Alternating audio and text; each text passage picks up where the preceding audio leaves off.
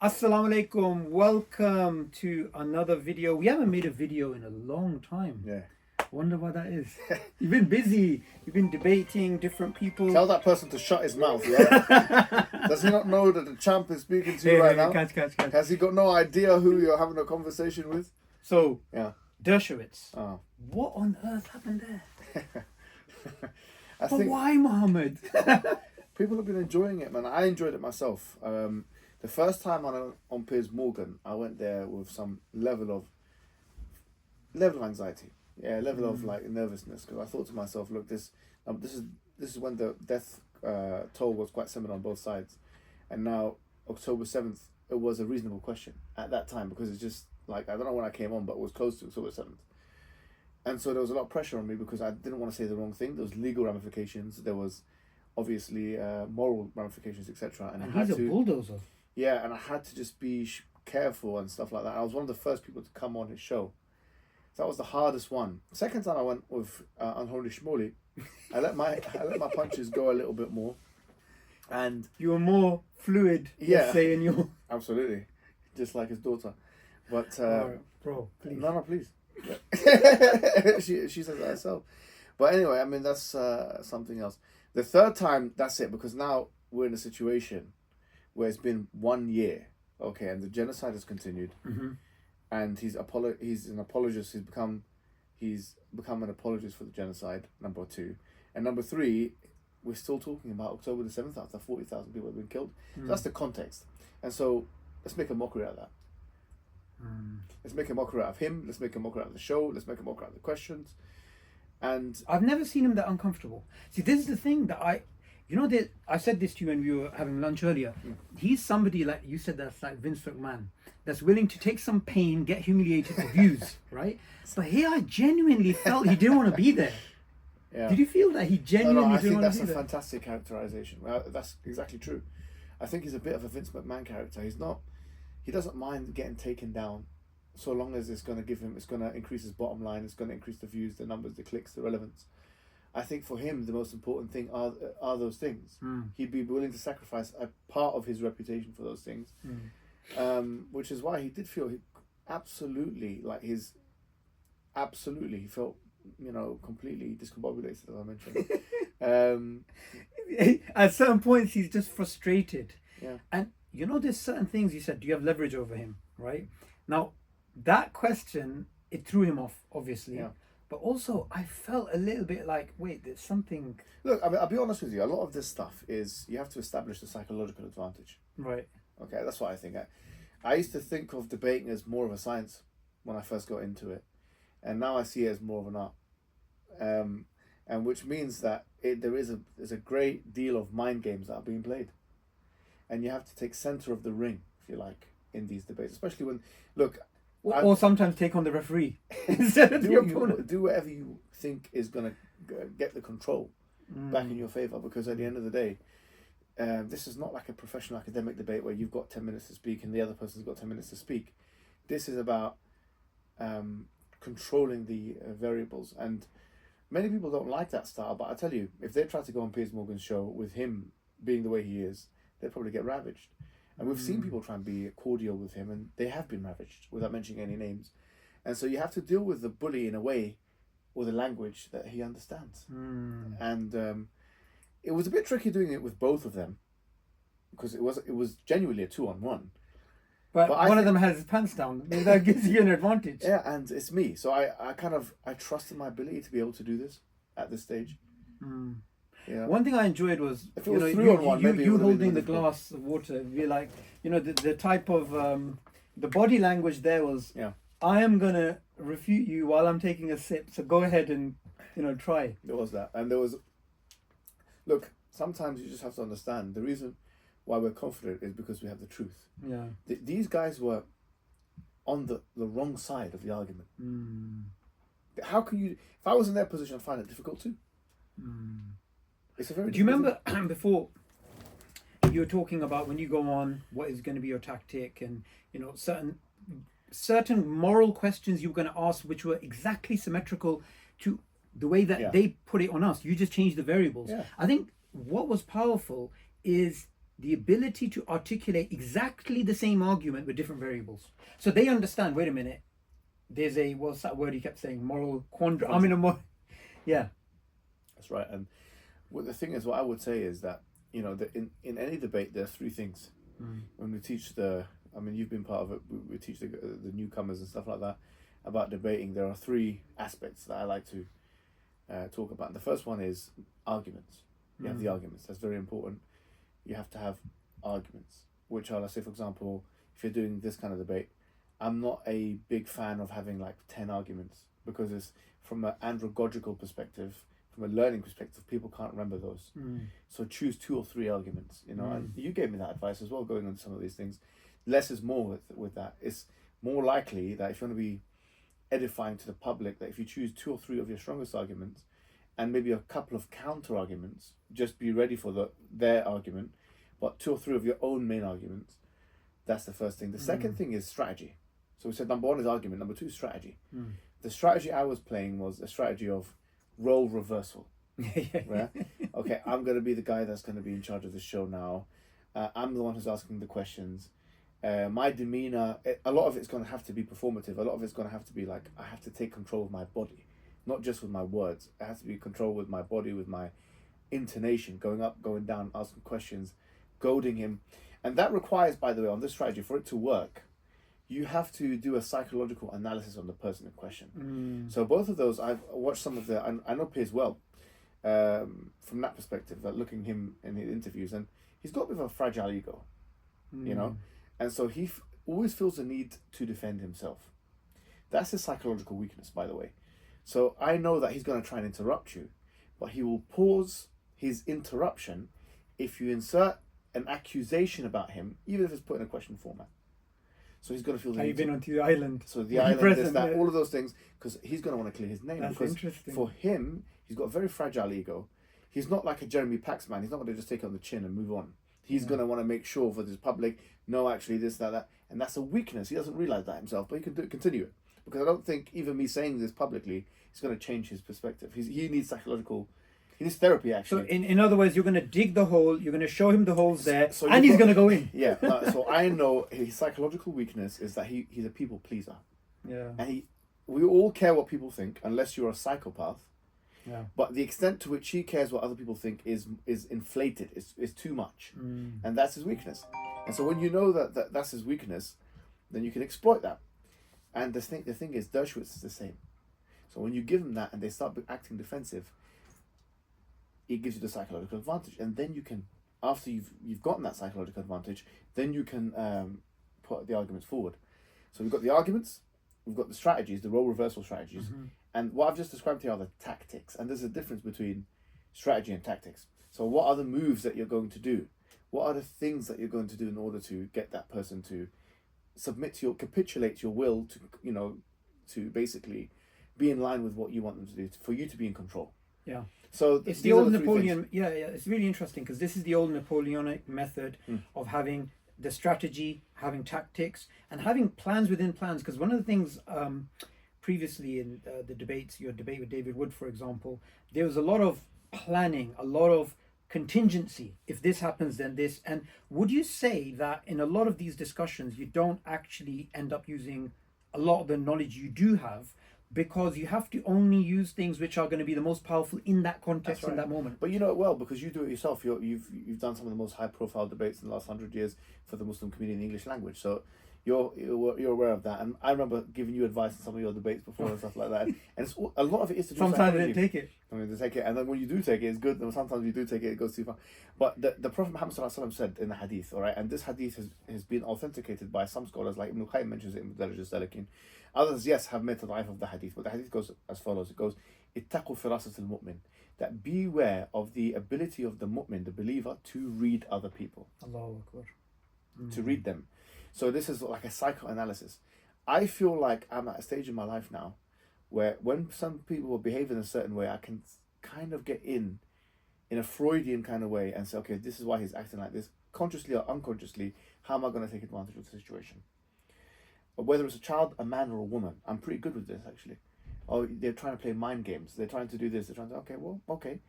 Either I'm going to respond in kind, or I'm going to ignore, or I'm going to respond, or I'm going to whatever it may be. And this is very important in this field of debating.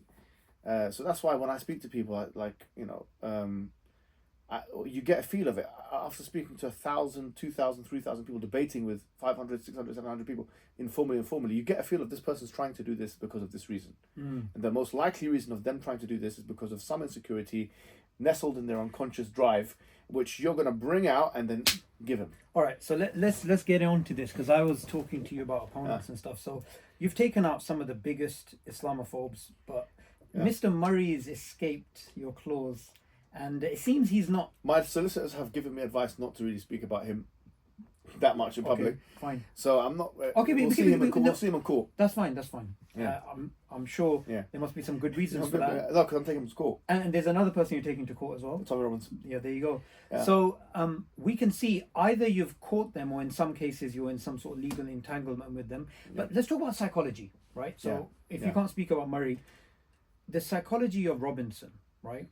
What is it, if you were to do an analysis the same way you did with Dershowitz, or did with Piers Morgan, or did with Mr. Shmuley, what would be his weakest point? He's a bit different to Piers Morgan in the sense that Piers Morgan really cares about what Muslims think. Douglas Murray and Tommy Robinson actually don't care. It's entangled with what many psychologists nowadays, especially even in self-help help space, talk about identity. Okay, so if, for example, if a Zionist attacks me or you, a Zionist, or let's say someone who is anti-Muslim attacks us and says this person is X, Y, and Z, at a scale of 1 to 10, how much will you care? They couldn't care less.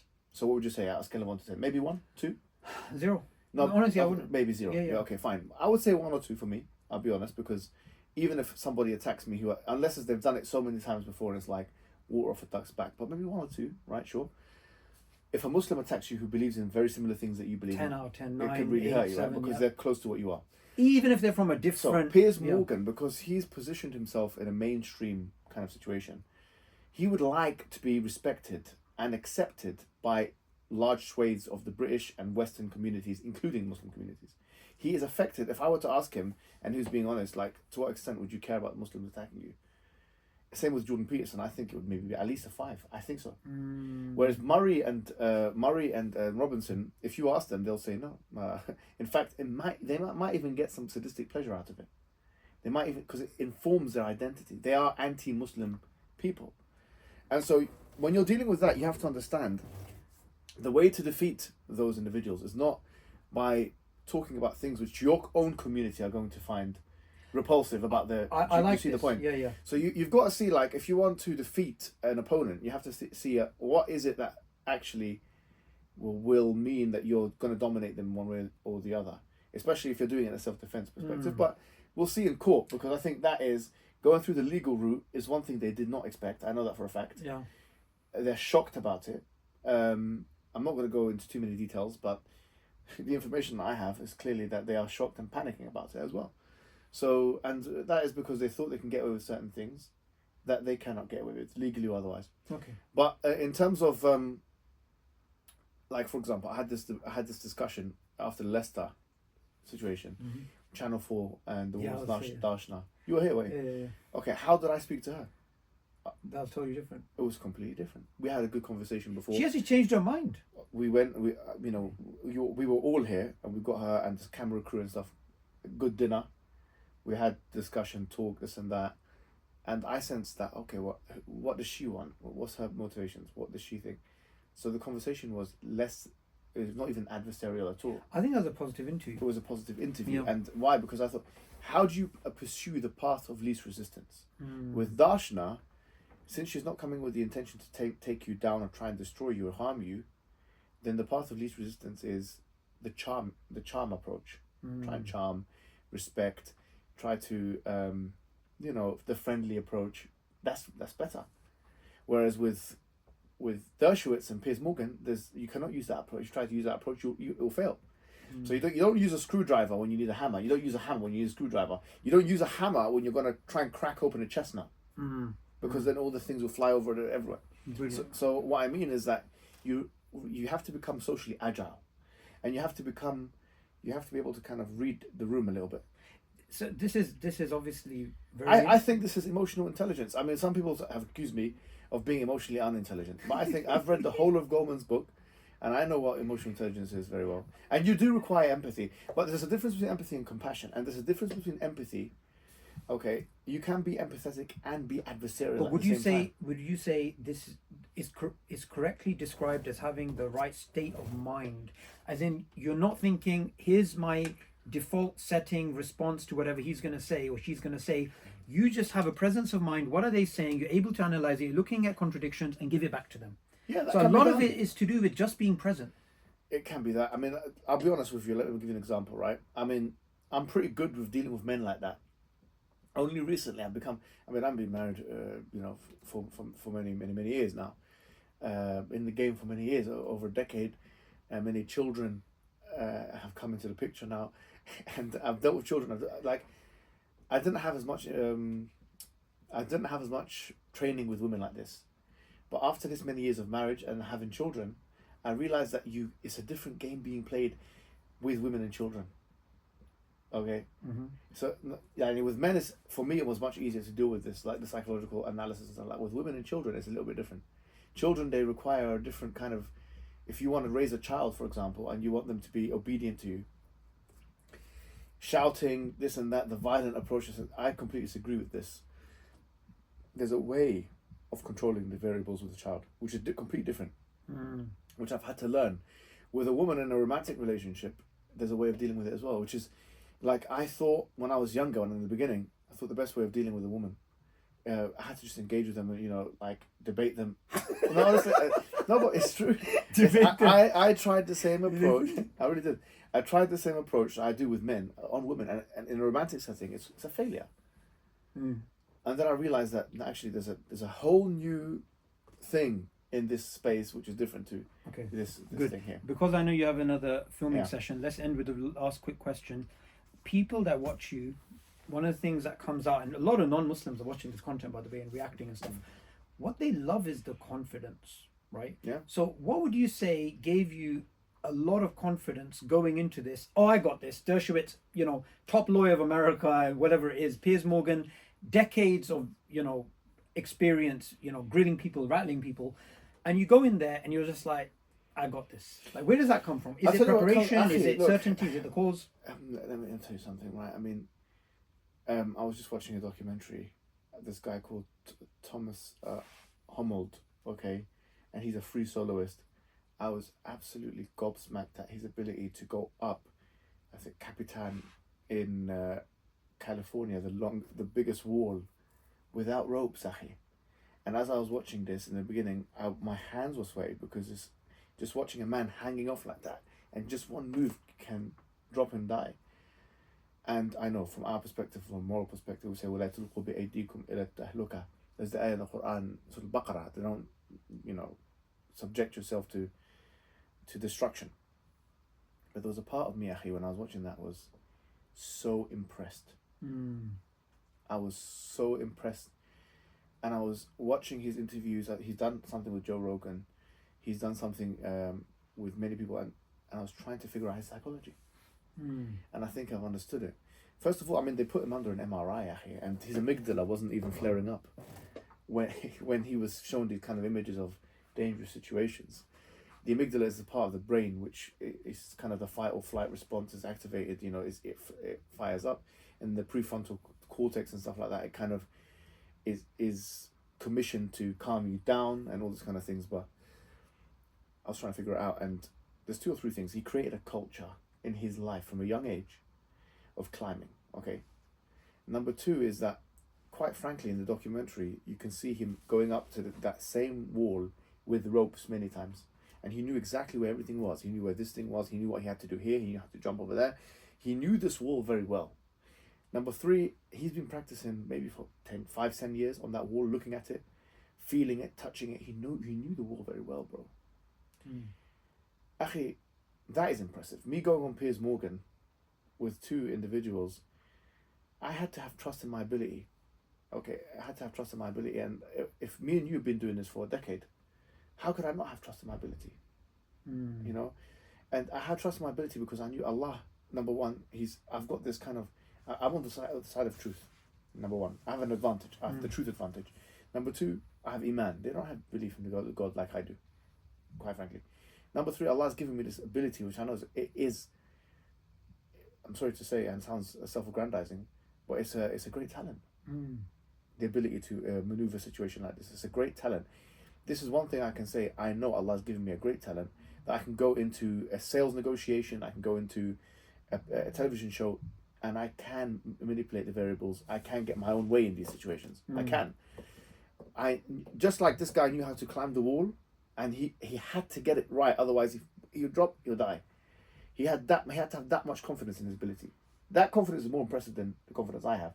Yeah, let's say if I have 50% of that confidence, it's still a great deal of confidence.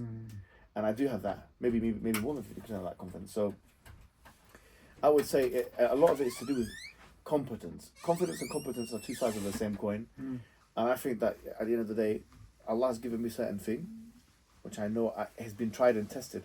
Actually, I was driving from London to Birmingham, yeah, and we were driving at a certain speed on the motorway, and all the cars were driving fast. Akhi. Bro, one little thing like that, you smash, you die, everything is finished. But we have enough confidence in our driving ability. Akhi, all you require on a motorway is one wrong move. You are surrounded by danger. One wrong move and you die. So it's all about exposure, and in psychology they call this exposure therapy. I've done lectures, I've done debates, I've done all this so many times that I need a lot of that to get me excited, to get me nervous, to get me whatever. Just like this guy's gone up a bloody mountain. It is. But I'd add something to that just to end this. Yeah. I don't think it's just that. Yeah. I think it's also the experience you had with nearly dying. Yeah, no, it's nothing to do with it, I'll be honest. I think it is. Maybe. There was a change in you after that. Do you not remember we were doing live streams and just the brothers and sisters, just to tell you how ridiculous this was, right?